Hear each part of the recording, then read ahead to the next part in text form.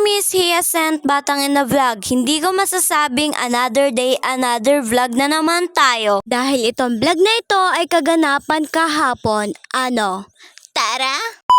Ito nga ay umalis na nga kami sa bahay. Puro layas na nga lang talaga ang alam namin. Joke lang po.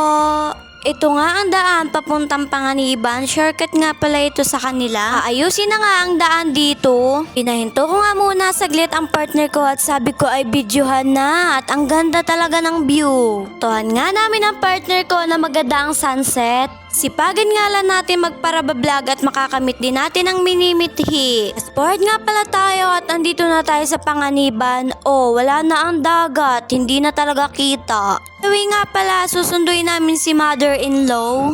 6 PM na nga kami nagsundo kay mama at 7:30 PM nga talaga ang out niya. Road to 6K followers na nga tayo mga kamis Hyacinth. Fast forward nga tayo mga kamis Hyacinth at andito na kami kay mother-in-law. Sa palengke nga pala siya ng Panganiban nagtatrabaho. Bibi nga ay tulugin kahit saan kami pumunta.